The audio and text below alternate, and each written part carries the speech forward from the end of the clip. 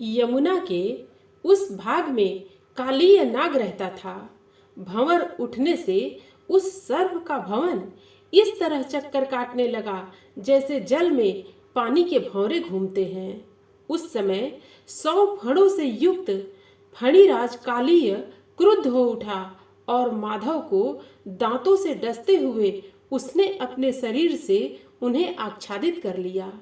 नमस्कार मित्रों, आज हम कृष्ण जन्माष्टमी के अवसर पर कृष्ण लीला की कहानी लेकर उपस्थित हैं। आज की कहानी है कालीय उद्धार। मित्रों, कहानी में आगे बढ़ने से पहले आप हमारे चैनल को अवश्य सब्सक्राइब कर लेना, वीडियो को लाइक और अपने मित्रों में अवश्य शेयर करना।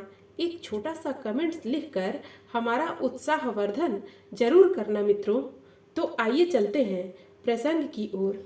मित्रों, एक दिन बलराम जी को साथ लिए बिना ही श्री कृष्ण स्वयं ग्वाल बालों के साथ गाय चराने चले आए। यमुना के तट पर आकर गौवों और बालकों ने उस विषाक्त जल को पी लिया जिसे नागराज कालीय ने अपने विष से दूषित कर दिया था।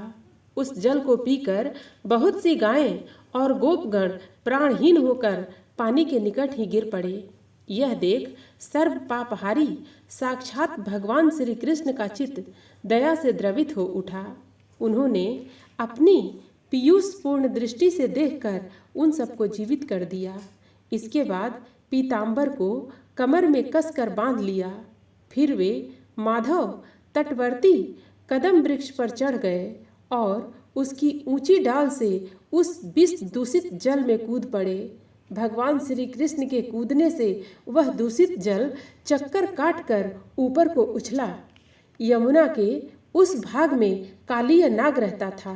भंवर उठने से उस सर्प का भवन इस तरह चक्कर काटने लगा जैसे जल में पानी के भंवरे घूमते हैं। उस समय 100 फणों से युक्त फणिराज कालीय क्रुद्ध हो उठा और माधव को दांतों से डसते हुए उसने अपने शरीर से उन्हें आच्छादित कर लिया। तब श्री कृष्ण अपने शरीर को बड़ा करके उसके बंधन से छूट गए और उस सर्पराज की पूंछ पकड़कर उसे इधर उधर घुमाने लगे। घुमाते घुमाते उन्होंने उसे पानी में गिराकर पुनः दोनों हाथों से उठा लिया और तुरंत उसे 100 धनुष दूर फेंक दिया। उस भयानक नागराज ने पुनः उठकर जीभ लपलपाते हुए रोषपूर्वक माधव श्री हरि का बायां हाथ पकड़ लिया।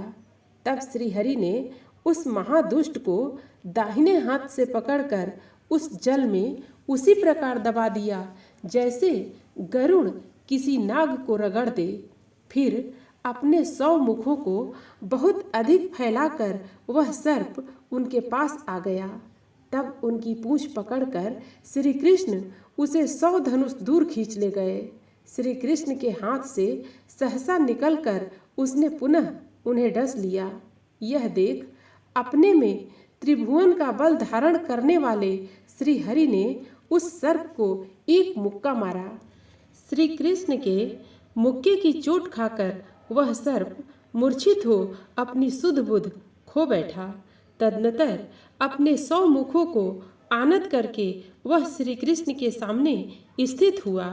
उसके 100 फन 100 मणियों के प्रकाश से अत्यंत मनोहर जान पड़ते थे। श्री कृष्ण उन फनों पर चढ़ गए और मनोहर नटवेश धारण करके नट की भांति नृत्य करने लगे।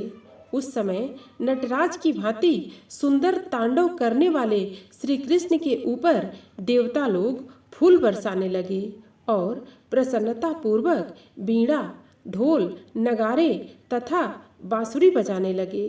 ताल के साथ पद विन्यास करने से श्री कृष्ण ने लंबी सांस खींचते हुए महाकाय कालीय के बहुत से उज्जवल फनों को भग्न कर दिया।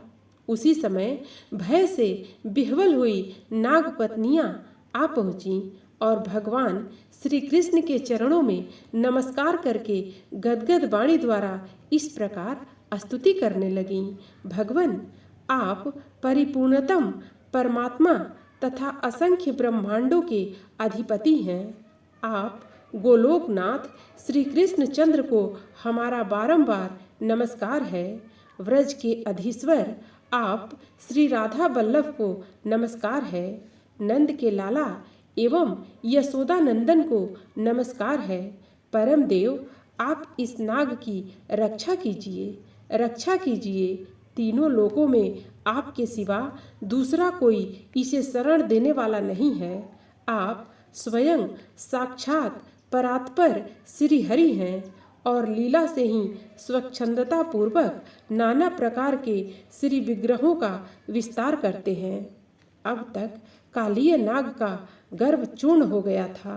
नाग पत्नियों द्वारा किए गए इस स्तवन के पश्चात वह श्री कृष्ण से बोला, भगवान पूर्ण काम परमेश्वर, मेरी रक्षा कीजिए, पाहि पाहि कहता हुआ कालीय नाग भगवान श्री हरि के सम्मुख आकर उनके चरणों में गिर पड़ा।